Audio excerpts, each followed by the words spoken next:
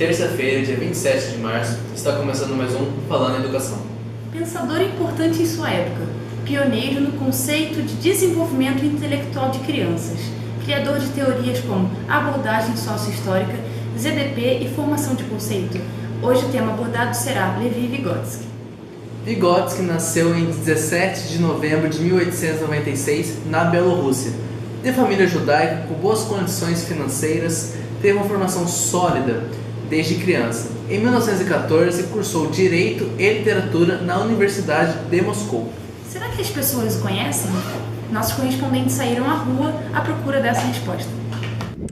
Você já ouviu falar sobre Vygotsky? Vygotsky? Vygotsky? Não sei, eu acho que é um alimento, né? Acho que é isso. Não sei. Se o senhor já ouviu falar de Vygotsky? Já vi falar essa semana na rádio, mas não sei explicar o que se trata não. Você sabe quem foi Vygotsky? Não sei. Você imagina quem foi? Imagino que tenha sido, falando nesse contexto de aprendizado, tenha sido um estudioso entre a relação do aluno e do professor. Muito obrigada pela sua entrevista. Voltamos aos estúdios. Como podemos notar, não há um grande conhecimento entre a população. Levando isso em conta, resgatamos alguns trechos da entrevista de Vygotsky em 1933 a um documentário educacional. Vygotsky, quais foram suas influências para tantos trabalhos que você fez, no cunho social e educacional? Basicamente, o que me inspirou e tem inspirado é a época em que vivemos, porque apresenta diversos problemas, tanto sociais quanto educacionais, e eu busco, de certa forma, procurar uma solução para eles, tentar ajudar nesses distintos âmbitos, social e educacional. Vygotsky, você demonstra profundo interesse no processo de desenvolvimento do ser humano, o aprendizado e tudo mais. E, a partir disso, criou algumas teorias sobre esse processo. Então, você poderia nos dizer alguma coisa sobre essas teorias e nos explicar um pouco sobre elas? Eu acredito que 3 das minhas teorias servem claramente para o processo educacional, sendo a primeira a abordagem sócio-histórica, onde o sujeito ele possui 2 ambientes claros de aprendizagem, o ambiente familiar e o ambiente escolar. E existe certa diferença e distância entre esses 2 ambientes. E a minha teoria serve justamente para aproximar esses dois e ter uma continuidade da aprendizagem, formar um caminho único para o conhecimento desse sujeito. A segunda teoria que eu considero que possa ajudar claramente nesse processo educacional é a teoria da zona de desenvolvimento proximal, onde existem 2 tipos de conhecimento distintos. Existe o conhecimento real, onde o sujeito ele já é independente naquele assunto, ele já aprendeu aquilo, e existe o conhecimento potencial, onde o indivíduo ele tem a capacidade de estar aprendendo aquilo, mas ele ainda não aprendeu. Ele vai precisar da ajuda, seja de um professor, ou dos pais, ou de qualquer terceiro. E essa zona entre os dois, entre esses 2 conhecimentos, é justamente onde se encontra a educação e o processo de aprendizagem. É ali que o aluno vai ligar o potencial com o real. Ele vai tornar aquilo que ele pode aprender no que ele já aprendeu. E uma terceira teoria que se encaixa muito bem nesse assunto é a da formação de conceitos, onde existem 2 tipos diferentes de conceitos, os conceitos espontâneos e os não espontâneos.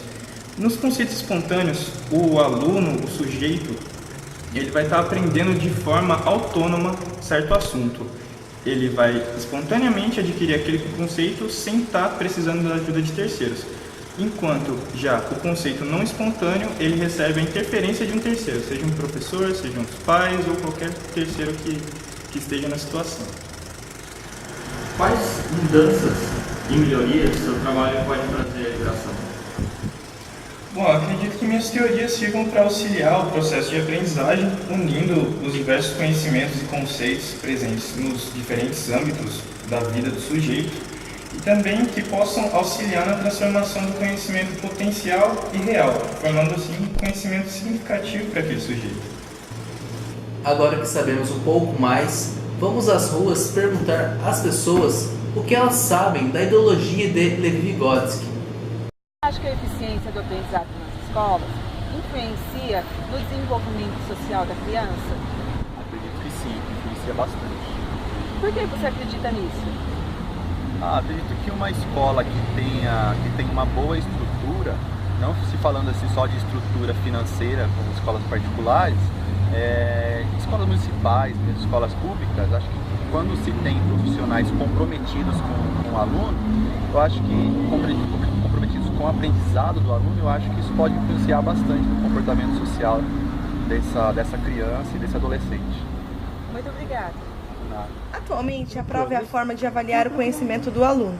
Segundo Vygotsky, a melhor maneira para avaliar é calcular o conhecimento que já vem inserido na criança e o conhecimento passado dentro da sala de aula. Daria certo esse pensamento de Vygotsky? Eu acredito que sim, pois a criança traz dentro de si um aprendizado, tá? E esse aprendizado ajuda com que ela se sente mais valorizada, porque ela tem algo a ensinar, e esse ensinamento que ela tem, esse aprendizado que ela tem, que traz dentro de casa, ele ajuda as outras crianças também no seu crescimento, no seu conhecimento também. Né? Os professores fazem seus planejamentos para aplicar o conteúdo dentro da sala de aula.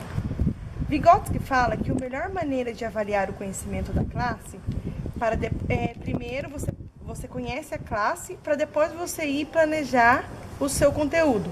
Você concordaria com Vygotsky?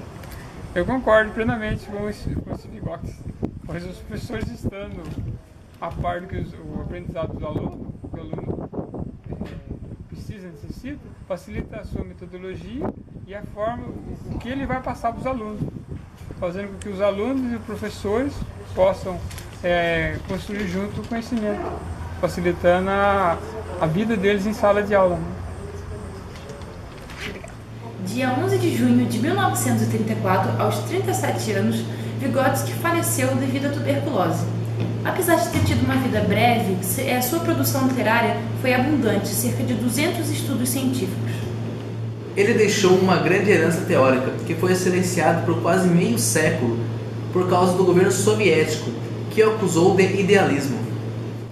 Infelizmente, grandes pensadores nessa época tinham seus pensamentos oprimidos, como aconteceu com Vygotsky. Esse foi mais um Falando em Educação. Boa noite a todos, uma ótima semana.